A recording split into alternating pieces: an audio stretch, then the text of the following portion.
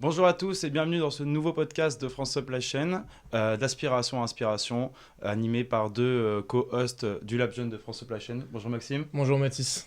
Bonjour à tous. Aujourd'hui, on se retrouve avec Marie-Laure Furgala, donc une carrière de 25 ans en Supply Chain et directrice des programmes Supply Chain de l'ISLI. Bonjour Marie-Laure. Bonjour.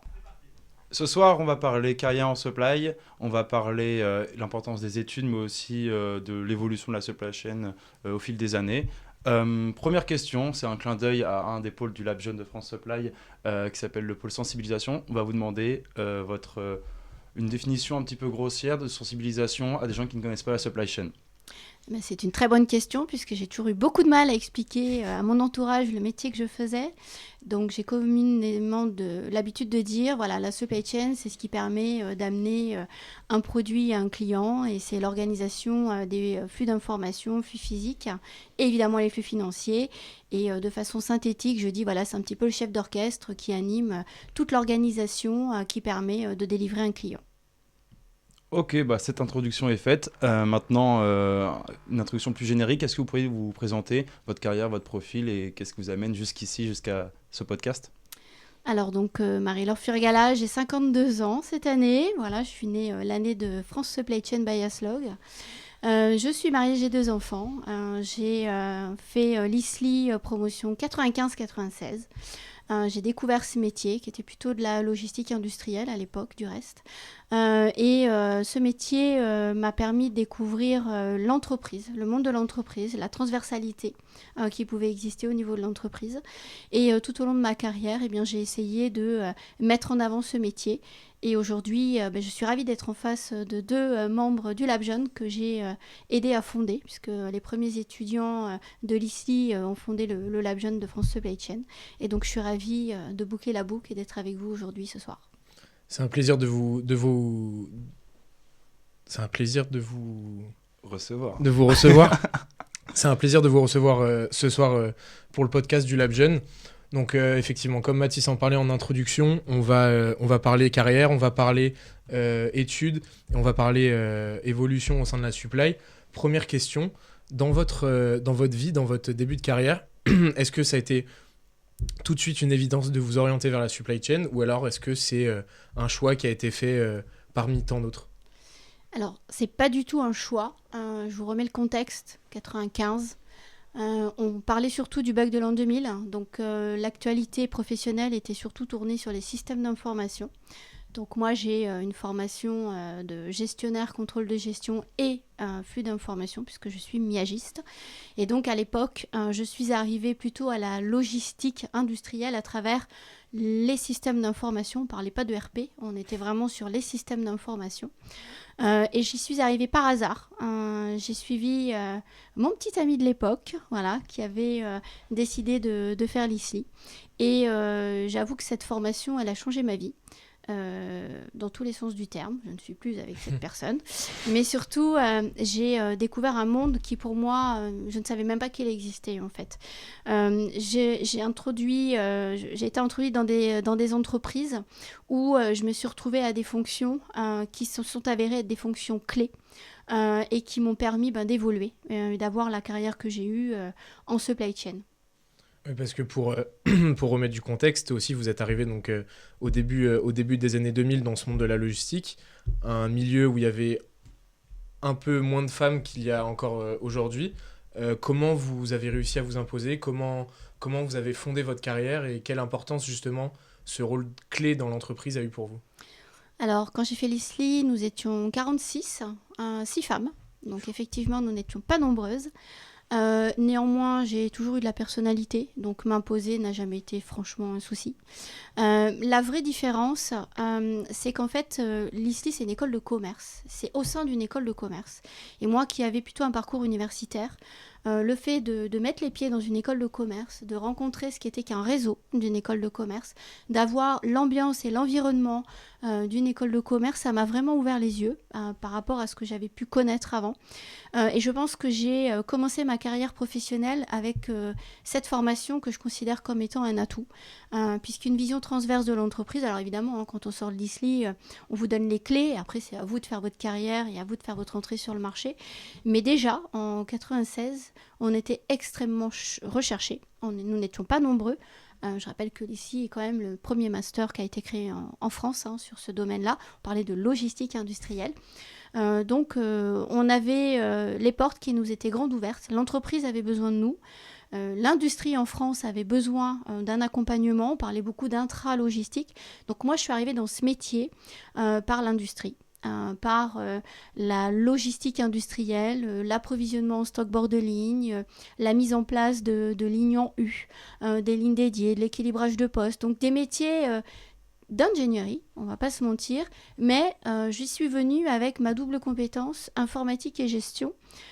Qui se sont révélés être un vrai atout parce que je comprenais aussi bien les contraintes du financier que les contraintes des systèmes d'information. Et donc, je venais coller le flux physique, finalement, à ces deux autres flux que je maîtrisais déjà de par ma formation précédente. Ok. Je me permets une transition toute trouvée parce que vous nous l'apportez sur un plateau. On voudrait parler aujourd'hui de terrain et de l'importance d'aller faire de la gestion opérationnelle sur le terrain et comprendre quelle est cette supply chain. Aujourd'hui, pour les jeunes, est-ce que vous pourriez nous donner des atouts et pourquoi en fait c'est important d'aller sur le terrain, voir ce qui se passe en usine, en centrale de stockage, les flux de produits. Et en fait, c'est un défi qui est toujours d'actualité parce qu'on révolutionne toujours nos lignes et nos processus en centrale de stockage. Alors, vous avez tout à fait raison. Je reviens d'un study trip avec mes étudiants qui sont en temps plein, donc qui n'ont pas l'opportunité d'être en alternance. Et ça fait partie intégrante de leur contenu, c'est d'aller visiter des industries, et j'y tiens à l'industrie, visiter des plateformes logistiques, des centrales de distribution, pour visualiser ce qu'ils voient en cours. Et la réflexion qu'ils font tous, c'est on voit visuellement ce qu'on a vu dans nos cours, ce qu'on apprend, et c'est extrêmement enrichissant. Nous sommes allés visiter par exemple Airbus, Alstom, et c'est vrai que leur donner la possibilité de visualiser les flux de composants avec le stock d'approvisionnement, le stock bord de ligne, les navettes, le mode de fonctionnement entre les prestataires logistiques et les industriels, la synchronisation au poste de travail, le kitting, eh bien au-delà des mots, ils l'ont vu. Et je peux vous assurer que c'est un vrai complément par rapport à leur formation. Pour ceux qui sont en alternance chez nous, ils ont la chance d'avancer de pair entre ce qu'ils voient en entreprise et le déroulé pédagogique. Donc, ils peuvent faire ce parallèle. Alors, évidemment, on n'est pas toujours synchro. Quelquefois, ils voient a posteriori en cours ce qu'ils ont vu dans l'entreprise ou inversement. Et pour répondre à votre question, c'est indispensable d'aller sur le terrain. C'est indispensable. Et moi, je kiffe aller en study trip avec mes étudiants parce que ça fait 5 ans que je dirige l'ISLI. Ça manque. Ça manque quand on a mon expérience. Une de vos premières expériences, si ce n'est la première expérience que vous avez eue, vous êtes arrivé chez Lucent Technologies et à 24 ans, vous faisiez déjà partie d'un board de direction avec justement ce rôle clé de logistique au sein de l'entreprise. Est-ce que vous pouvez nous en parler, l'importance que ça a eu dans votre carrière et l'importance que ça a eu pour l'entreprise ? Alors, je ne suis pas arrivée au board directement. Je suis arrivée donc, dans l'entreprise qui était Lucent Technologies en stage suite à mon master ISLI. Ils avaient, donc c'était une ancienne société, c'était TRT Philips qui venait d'être rachetée par Lucent Technologies, donc une société américaine. Et donc, ils passaient d'un concept où le stock est une richesse à le stock, c'est du cash immobilisé. Et donc, au niveau de l'approche, ils avaient comme objectif de réduire leur couverture de stock. Et ils étaient persuadés qu'ils avaient un bug dans leur calcul de besoin. Donc, moi, l'informaticienne que j'étais, je leur ai démontré que le problème ne venait pas du calcul, qui était un algorithme qui existait depuis des années et qui a toujours bien fonctionné, mais plutôt de ce qu'ils y mettaient. Et le point sur lequel j'ai le plus travaillé, c'est sur le déroulé du processus prévisionnel. Et là, je me suis retrouvée face à des commerciaux que j'ai mis autour de la table pour essayer de mettre sous contrôle la demande, mettre sous contrôle la prévision, puisque c'était le déclencheur en fait de toutes leurs problématiques au niveau approvisionnement. Et le fait d'être amené à gérer des flux aussi importants qui donnent une visibilité macro de l'entreprise, qui permet d'échanger avec des commerciaux, des financiers et un patron d'usine, et bien très vite, la conclusion de mon stage a été qu'il fallait qu'il crée un poste qui s'appelait la supply chain, qui n'existait pas. Alors, on ne parlait pas de supply chain, on parlait de logistique industrielle.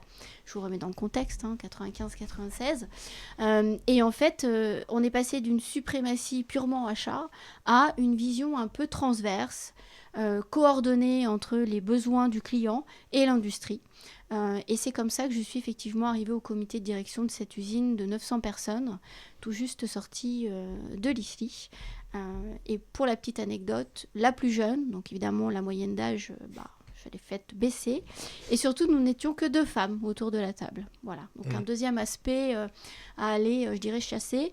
J'ai pas forcément eu trop de problèmes, puisque j'avais déjà passé plus de 6 mois dans l'entreprise en ayant démontré, mis en place des choses. Et je pense que ça a été la capacité à convaincre que c'était la bonne chose à faire qui a fini d'asseoir la légitimité de la création de ce poste. C'était notre question suivante, effectivement, sur cette légitimité et cette position en tant que femme dans un environnement qui était et qui est encore très masculin. Ça nous fait encore une transition assez efficace pour enchaîner sur un peu parler. Justement, vous faites partie de l'association France Supply Chain et vous avez la gestion du pôle de l'intégration des femmes dans la supply chain. Comment aujourd'hui vous utilisez votre expérience de ces 25 dernières années pour permettre un renouveau et de l'amélioration continue dans l'intégration des femmes dans ce milieu ? Alors moi, ce dont j'aurais rêvé à l'époque, c'est d'avoir des rôles modèles sur lesquels je puisse m'appuyer. Il se trouve que ces rôles modèles, je les ai trouvés chez les hommes, qui m'ont énormément inspirée et qui m'ont fait énormément évoluer. J'ai eu la chance d'avoir des managers qui m'ont fait confiance et je pense que c'est aussi ce qui m'a permis, moi, d'avancer. Surtout des gens très câblés, donc qui avaient toute mon admiration. Et aujourd'hui, je suis ravie d'être au COMEX de France Supply Chain et d'animer la communauté des femmes.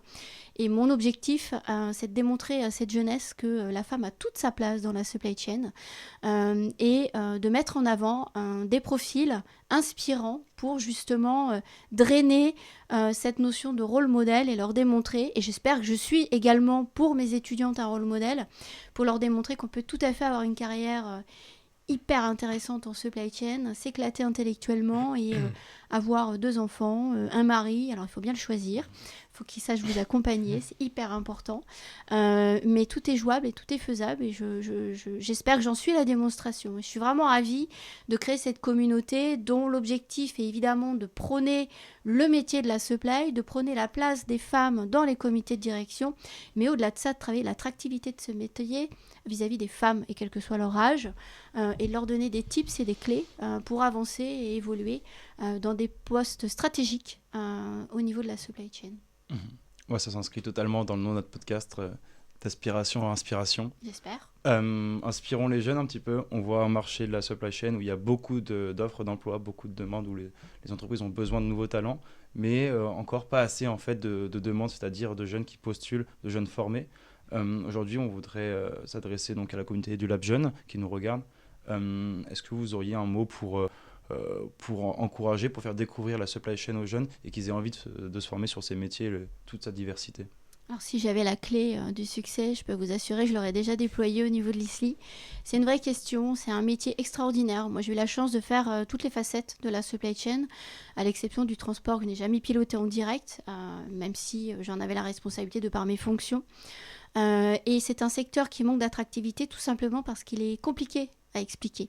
Aujourd'hui, vous discutez avec des jeunes, vous leur parlez d'un métier qui est la supply chain, ils ne le visualisent pas. Le plus facile pour eux, c'est le flux, je dirais, de transport. Mais en ce qui me concerne, je n'ai jamais conduit de camion. Je n'ai pas mon permis poids lourd. Et pourtant, j'ai eu des postes internationaux en supply chain. Je pense que la vraie difficulté, c'est justement, c'est un métier caché parce que c'est un métier stratégique dans l'entreprise. On gère 75% des flux, 75% des coûts, des émissions de carbone. Et donc, c'est un métier d'avenir. Et la vraie difficulté, c'est de l'expliquer et de le banaliser. Donc, si j'ai un message à l'intention du Lab Jeune, ça pourrait être continuer à banaliser et à expliquer ce métier avec des mots simples. Donc on réfléchit au niveau de la communauté des femmes, à comment prendre le sujet, comment l'aborder, avec en plus une problématique, c'est qu'il y a de moins en moins de jeunes filles qui suivent des filières scientifiques, parce qu'il ne faut quand même pas oublier que la supply chain reste un métier avec des fondamentaux scientifiques, puisqu'on est sur la modélisation, l'optimisation, maximisation, minimisation sous contrainte, et que derrière, il y a des fondements analytiques qu'il faut maîtriser pour pouvoir être efficace et efficient. Et c'est peut-être ça la vraie différence avec d'autres métiers plutôt orientés uniquement transport pur, même si la construction d'un réseau de distribution reste aussi très modélisant. Donc c'est ça peut-être la difficulté, c'est d'arriver à expliquer notre métier simplement. On réfléchit, on se dit que partir de la matière première, arriver au produit fini, ça peut être une voie, en partant du jean ou d'autres produits conception, du textile, parce que on a tous besoin de textile. Mais malgré cela, c'est compliqué d'expliquer qu'il y a toute la partie anticipation, planification. Voilà. Et je pense que le plus simple, c'est d'expliquer qu'à notre niveau, dans notre vie du quotidien, on fait tous de la supply chain, sauf qu'on ne sait pas que ça s'appelle de la supply chain. Voilà. Et j'en profite pour donner un peu mon avis d'étudiant. Enfin, je pense que Mathis le partage aussi avec moi. C'est-à-dire qu'aujourd'hui, si on ne connaît pas la supply chain, on a l'impression que c'est soit un poste qui est relié un peu à tout ce qui se passe dans les entrepôts, donc de la préparation de commandes, etc., qui peuvent être visuellement comme ça des postes un peu ingrats, entre guillemets, à totalement l'opposé des postes de direction, qui sont des postes stratégiques au sein des entreprises. Et malheureusement, aujourd'hui, les étudiants ne connaissent pas encore toutes les facettes qui existent entre ces postes en entrepôt et ces postes en direction. Donc c'est vraiment le but des différents masters comme celui de l'ISLI, de donner cette image aussi au travers des alternances, au travers des stages, au travers des interventions aussi des personnes qu'on peut voir en cours, de comprendre vraiment que la supply chain remet en place beaucoup de postes et beaucoup d'importance dans toutes les branches du secteur. Donc je trouve que c'est très important de le souligner, parce qu'effectivement c'est quelque chose dont les jeunes n'ont pas forcément conscience. En fait. La supply chain transverse, de l'approvisionnement jusqu'à la livraison du client, et également tout le processus de livraison du client. Moi, dans mon expérience professionnelle, j'ai beaucoup travaillé avec les commerciaux pour travailler sur l'offre, la différenciation commerciale que pouvait apporter la supply chain dans la livraison. Pour vous, le VMI, c'est quelque chose de courant. Mais moi, quand je l'ai mis en place dans les années 98 dans l'électronique, je peux vous assurer que quand on arrivait en tant que distributeur avec cette offre à proposer à nos clients, de les accompagner dans la mise en place d'un stock consigné, c'était une vraie différenciation commerciale, un vrai plus qu'on apportait, que les marques en direct ne pouvaient pas proposer. Donc on revient de loin, c'est effectivement un métier transverse. Et pour revenir à ce que tu disais, Maxime, moi je considère dans mon approche pédagogique en tout cas, que ce soit l'entrepôt ou l'industrie, les fondamentaux sont les mêmes. L'optimisation et les outils d'optimisation restent les mêmes. Et c'est vrai que c'est ce qu'on essaie de prôner à l'ISLI, c'est de se dire si vous maîtrisez certains concepts colonnes vertébrales fondamentaux, vous pourrez les dupliquer dans tous les aspects de la supply chain, y compris sur la mise en place et le design d'un réseau de distribution. Ok, on en revient à l'importance d'aller sur le terrain, voir de ses propres yeux, via des visites, via des rencontres, qu'est-ce qui se passe et comment se constitue la chaîne de valeur et de quoi elle se compose. Partons du point de vue que tous ces jeunes sont convaincus et veulent travailler la supply chain à l'école. De votre point de vue de directrice de programme à l'ISLI, qu'est-ce qu'on étudie concrètement en supply chain ? On étudie la vision transverse de l'entreprise et désilotée. Et c'est certainement ce qui est le plus important, parce que je me rends compte que dans beaucoup d'entreprises où j'ai travaillé, où travaillent mes étudiants en alternance, on a encore des organisations en silo. Et donc, on apprend qu'effectivement, cette fonction, elle a été créée pour optimiser justement les besoins et les ressources, la demande du client et les ressources de l'entreprise. Et quand on parle de ressources, évidemment, à mon époque, on focalisait sur le coût. Maintenant, on est aussi sur la partie people, parce que, vous le soulignez Mathis, il y a de moins en moins de ressources, des besoins supplémentaires. La ressource n'augmente pas de la même manière que les besoins. Et puis, les besoins et la ressource, et les flux, tout ce qui est les émissions carbone, le bilan carbone, on est au cœur de la stratégie de l'entreprise en fait. Et je pense que c'est ça qui est le plus important et qu'il faut que nos jeunes retiennent. En tout cas à l'ISLI, Cette vision transverse de l'équilibrage des coûts, des moyens et de l'impact environnemental est au cœur de la pédagogie, quel que soit le secteur que l'on aborde tout au long de la scolarité. Ça fait une transition aussi avec ce dont vous parliez tout à l'heure, qui est la nouveauté que vous apportiez il y a 25 ans quand vous avez commencé votre carrière professionnelle. Aujourd'hui, vous qui êtes encore dans le milieu, etc., quelles opportunités et quelle vision vous avez pour le futur de la supply chain? Comment vous voyez les 5-10 prochaines années pour des jeunes comme nous qui allons commencer notre carrière dans ce milieu-là? Alors, je pense que vous, les jeunes, vous êtes extrêmement focalisés sur tout ce qui est innovation, digitalisation, l'impact de l'intelligence artificielle, la place de l'humain aussi dans tout ça. Vous êtes très sensibles à ça, peut-être plus que nous à l'époque. L'environnement, évidemment. Mais moi, je voudrais quand même juste vous rappeler que c'est aussi important de maîtriser les fondamentaux. Que si on veut diminuer l'impact environnemental, il va falloir relocaliser les industries. Et qu'on va avoir besoin de compétences et que c'est bien aussi de remettre au cœur des programmes, en tout cas moi c'est vraiment ça a été ma volonté quand je suis arrivée ici, tous les fondamentaux de la supply chain industrielle. Et je peux vous dire qu'avec les visites que j'ai fait ces 2 derniers jours, je suis vraiment satisfaite d'avoir pris cette décision parce que les fondamentaux doivent continuer à perdurer. Et vous ne pourrez pas bâtir le reste si cette colonne vertébrale, toujours la même, n'est pas en place et n'est pas solide et robuste au niveau des entreprises. Alors, l'avenir, oui, c'est un poste en devenir. On va pouvoir lier la RSE avec l'impact de la supply chain. En tout cas, la supply chain va fournir toutes les informations nécessaires, tous les fondamentaux, tous les leviers pour aller travailler cet impact environnemental. Moi, je rêve d'un monde où la supply chain drive le sourcing des acheteurs. C'est un petit peu le combat de ma vie, ça. Mais ma vie n'est pas terminée et donc j'ai encore de l'espoir. Effectivement, ayons cette vision globale et aujourd'hui, nous sommes la fonction qui a, bien évidemment avec la finance, qui, j'ai envie de dire, matérialise financièrement la synthèse de ces flux, mais nous sommes la fonction qui avons ce levier de transformation. Voilà. Et je pense que vous avez un bel avenir, des beaux enjeux, aussi bien sur les outils, la data, l'innovation, l'environnement, voilà, sans perdre de vue les fondamentaux. C'est des questions qu'on se pose effectivement en tant qu'étudiant parce que sur les 20 dernières années, il y a eu un énorme bond qui a été fait en termes de développement de la supply chain et de la place que ça a pris dans les entreprises. Aujourd'hui, la plupart des entreprises, même les plus petites startups, y réfléchissent dès le début de leur plan d'action. Comment est-ce que vous voyez la valeur ajoutée de notre génération dans ce milieu-là, sur des processus qui peuvent déjà exister? Alors nous, on a beaucoup travaillé sur les flux d'information, l'informatisation des entreprises, pour créer des reporting, pour avoir de l'information, des tableaux de bord.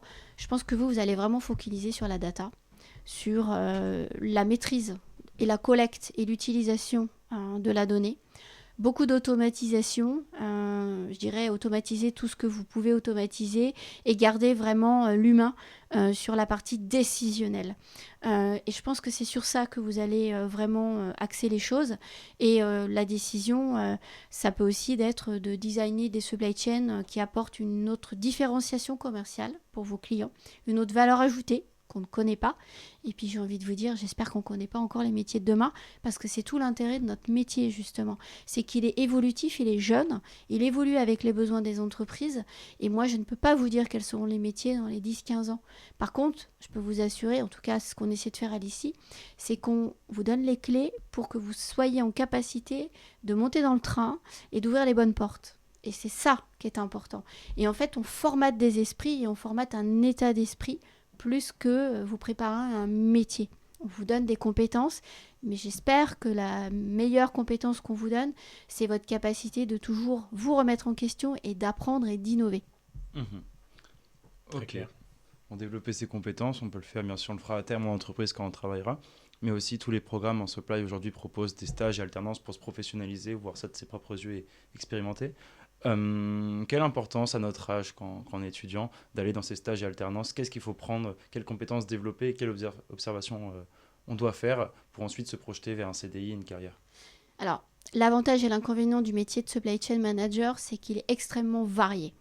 Je dirais que le premier avantage d'aller dans l'entreprise, alors soit l'alternance, soit le stage selon le format que vous choisissez, tout est possible aujourd'hui, eh bien, c'est de savoir si le secteur de la supply chain que vous allez tester est celui qui vous convient ou pas. Et justement, vous permettre de rebondir et d'aller soit dans une autre partie de la supply chain, soit rester dans cette même partie de la supply chain qui peut être l'amont, l'aval, la distrie, l'industrie, la fabrication, l'entreposage, mais de changer de secteur d'activité. C'est quand même la richesse de notre métier. On ne va pas s'enfermer. Moi, je n'ai jamais fait le même métier en 25 ans. On en parlait, Voilà. on en parlait dans un précédent podcast avec Jean-Michel Lechat de chez Auchan Retail. Et effectivement, en 20 ans de carrière, il a eu 11 postes différents, tous dans la supply chain, mais aucun dans le même secteur de la supply chain, on va dire, si c'est un peu grossier. Mais effectivement, il y a cette grande diversité dans les métiers. Et c'est important de passer par des stages ou des alternances pour voir ce qui nous plaît, ce qui ne nous plaît pas. Et de potentiellement voir dans des grosses entreprises, par exemple, des branches sur lesquelles on veut s'orienter plus tard qui nous permettent de prendre conscience vraiment de la largeur de la supply chain. Ça, et puis la différence entre l'industrie, le retail, les métiers ne sont pas les mêmes. Un poste d'appro dans l'industrie n'est pas le même qu'un poste d'appro dans le retail. La sensibilité client qu'il va falloir que vous développiez, parce que n'oubliez pas, nous restons au service du client. C'est extrêmement important de le garder en tête. Moi, si j'ai un conseil, c'est de travailler avec les commerciaux. D'abord, c'est une population hyper enrichissante. Ils sont très dynamiques. Il ne faut pas oublier qu'ils prennent de plein fouet tout ce qui ne fonctionne pas en interne de l'entreprise. Il faut aussi apprendre à comprendre ça, apprendre à connaître cette partie-là pour mieux justement s'organiser en interne et pas être à côté de la plaque. On est là pour délivrer un service et un produit à un client. Et je pense que c'est extrêmement important d'aller aussi de ce côté-là de la supply chain, l'amont, aller se frotter un petit peu à ce que c'est qu'une relation client. Moi, j'ai énormément appris en étant account manager pour Schneider au niveau monde, pour un prestataire, un sous-traitant de cartes électroniques. Et je pense que c'est cette partie du métier où j'ai le plus appris sur ce que c'est que de gérer un client. Ok. Voilà, j'en ai pris des bons, les clients. Ok. Donc, vous conseillerais de comprendre l'impact business, qu'est-ce qu'on vend, qui sont nos clients, pour peut-être ensuite remonter dans la chaîne de valeur vers l'amont et ensuite faire en sorte d'optimiser cette commande qui n'a pas été servie. Oui, et puis ça peut aussi vous permettre de monter au niveau stratégique. Plus vous êtes à des postes en lien avec le client, plus vous maîtrisez le business, plus vous avez cette vision transverse et globale de l'entreprise, et puis vous allez monter dans la hiérarchie et donc avoir des postes de plus en plus stratégiques. Pour moi, il faut maîtriser l'opérationnel pour pouvoir évoluer. Pour moi, c'est une clé.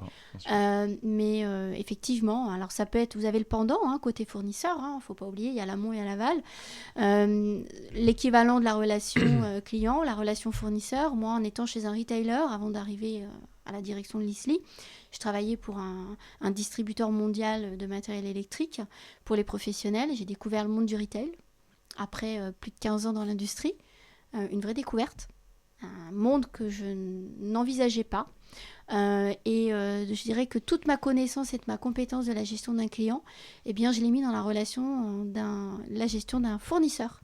Parce que c'est finalement exactement la même chose et vous n'avez pas la même relation avec un fournisseur quand vous savez ce que c'est qu'un industriel, quelles sont les contraintes qu'il a à gérer, et quand vous lui parlez non pas business mais également organisation, anticipation, partage d'informations, je peux vous assurer que vous l'amenez dans une autre dimension et la relation n'est pas du tout la même. Et on ne peut pas avoir fait ça si on n'a pas cette connaissance industrielle en amont ou ce que c'est que l'organisation industrielle. Donc il y a un intérêt à développer sa curiosité, peut-être faire du multi-industrie, multicatégoriel, pour comprendre qui travaille avec qui et ainsi mieux faire son travail à terme. Mais je vous invite à découvrir toutes les industries, toutes les facettes de ce métier et je peux vous assurer que vous n'en aurez jamais fait le tour. Ok, donc on retient être agile, être curieux. On va aller chercher un troisième objectif. L'international. Ok. J'allais rebondir sur cette question justement sur votre expérience aux États-Unis en tant qu'account manager. Quelle importance vous donnez justement, ça revient à ce qu'on vient de dire, à l'international et on a par exemple l'exemple de Robin au sein du LabJeune qui est parti 1 an et demi à l'étranger après son master en VIE. Aujourd'hui, le VIE, c'est une question qui intéresse énormément de jeunes parce que c'est des opportunités justement d'aller voir ce qui se passe sur les autres continents. Quelle importance vous donnez à ça avec votre expérience et en tant aussi que directrice de programme pour donner l'opportunité à vos étudiants de le faire? Alors, je n'ai pas travaillé aux États-Unis, j'ai travaillé avec des Américains. Le headquarter était aux États-Unis. Par contre, effectivement, tu as raison, Maxime, je l'ai fait dans un contexte d'account management et j'ai découvert ce que c'était que les sales version US, les congrès sales version US et surtout l'approche et la formation de la gestion d'un client, les stratégies commerciales, comment vous attaquiez le client en flanking ou en direct, aller voir ceux qui pouvaient vous aider, les supporters, ceux qui pouvaient être les facilitateurs, travailler sa stratégie de conquête d'un client et également son suivi financier. Je pense que c'est sur ça que j'ai le plus appris, moi, avec les Américains. C'est l'approche financière, P&L, balance sheet. J'avais beau avoir une formation de gestionnaire avant. J'ai découvert l'applicatif métier et aller à l'essentiel, de straight to the point. Je peux compléter avec aussi l'expérience que j'ai eue avec la Chine, puisque j'avais également des usines en Chine. Qui sont deux mentalités très différentes pour le coup, très différentes, entre les pour États-Unis et la Chine. en l'occurrence, moi j'ai été formée, travailler avec des Chinois, parce que c'est une culture totalement différente que celle que l'on connaît. Et puis l'expérience aussi que j'ai eue avec l'Indonésie, qui est un pays que j'ai découvert lors de mes transferts de production, vraiment extrêmement câblé, des gens avec qui j'ai apprécié travailler, le professionnalisme qu'ils avaient derrière. Qui devient aussi la plateforme mondiale ou continentale de l'Asie après la Chine, mais avec les problèmes géopolitiques qu'il y a en ce moment aussi avec la Chine. Singapour qui est en train de prendre une place énorme en termes de hub de transport dans l'océan Indien. C'est aussi très important de s'orienter vers cette culture-là. On a plusieurs formations qui permettent aussi de comprendre la culture asiatique en termes de business. C'est très important de le prendre en compte aussi pour le futur. Ouais. Parce que ça va être la prochaine place mondiale du commerce. Alors moi, quand j'allais en Indonésie, effectivement, on passait par Singapour, puisqu'il y avait toutes les suspensions douanières d'import-export. Donc, en fait, les composants transitaient par Singapour pour qu'on ait que la valeur ajoutée à Batam, sur l'île de l'Indonésie sur laquelle on fabriquait. Je dirais également que ce qui est en train de monter, et c'est vrai qu'à l'ISLI, c'est quelque chose auquel on forme nos étudiants, surtout les internationaux, le master international, c'est l'Afrique. Et le rôle que va jouer l'Afrique, le rôle croissant que va jouer l'Afrique, aussi bien en tant que client, import ou export, dans les deux facettes. Et le Go to Africa, on l'étudie à l'ISLI. Et également sur la partie géopolitique, sur l'organisation, le réseau de transport, par où passer, quelles sont les localisations, parce que c'est hyper vaste et c'est effectivement un continent qui va peser dans les années à venir au niveau de la supply. Moi, j'ai connu les délocalisations de l'Europe de l'Ouest vers l'Europe de l'Est. J'ai passé 18 ans de ma vie à Timișoara une semaine sur deux pour délocaliser hors communauté européenne, à l'époque où la Roumanie n'était pas dans la communauté européenne, puis de l'Europe de l'Est vers la Chine, puis de la Chine vers l'Indonésie, dans le monde de l'électronique qui était extrêmement en avance. Dans les années 2000, en plein boom, après le boom de l'Internet, on parlait de la bulle de l'Internet, il fallait équiper les entreprises et le territoire en réseau. Effectivement, je pense que la prochaine bulle, ça sera très probablement l'Afrique. Ok. Et pour répondre à ta question, Maxime, j'ai pas répondu sur les VIE. 20% de mes étudiants ISLI, une fois sortis du programme, partent en VIE. C'est extrêmement important. C'est une population que je vois croître chaque année, parce que je suis beaucoup les statistiques et les sorties de mes étudiants. Quand je suis arrivée, c'était 8% des étudiants qui partaient en VIE. Maintenant, c'est 20% et je pense que ça va continuer. Vous avez ce besoin d'aller voir à l'international et tant mieux. Enrichissez-vous de ce qui existe d'un point de vue professionnel, culturel, parce que de toute façon, c'est indispensable pour évoluer dans votre vie professionnelle de supply chain manager. Aujourd'hui, je le dis, tu le sais, un étudiant qui ne parle pas anglais, c'est pas la peine qu'il aille en supply. Et puis on en profite pour en parler aux plus jeunes qui peuvent se sentir un peu timides de partir à l'étranger, etc. Ça fait aussi partie du processus dans les masters, d'avoir des stages, d'avoir des alternances pour comprendre le métier, d'abord dans sa langue natale en France, pour ensuite arriver en VIE avec un peu plus d'expérience et savoir de quoi on parle et ne pas découvrir totalement le métier quand on arrive à l'étranger, ce qui peut être encore plus compliqué s'il y a déjà des difficultés de timidité ou de langue de la barrière, justement. De barrière de la langue, plutôt l'inverse. Alors, à l'ISLI, j'organise chaque année, au mois d'avril, une conférence avec des anciens qui sont en VIE ou qui sont partis et revenus de VIE, avec la nouvelle promo, pour ceux qui sont intéressés dans la nouvelle promo, pour partir en VIE.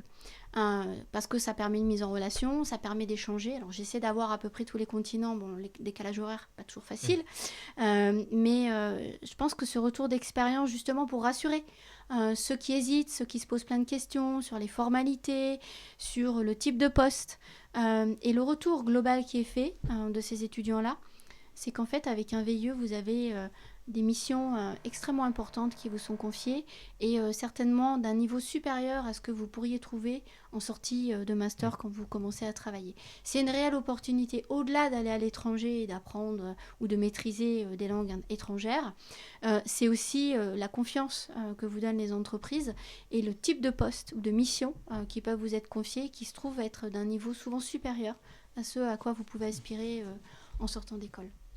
Tant que nous parlons premier poste, j'aimerais peut-être pour conclure ce podcast parler de ces premiers postes, des prises de poste, des intégrations d'entreprise. Aujourd'hui, quand on arrive en supply chain, il y a un langage qui est bien propre à la supply chain. Il y a un tas de données, un tas d'informations.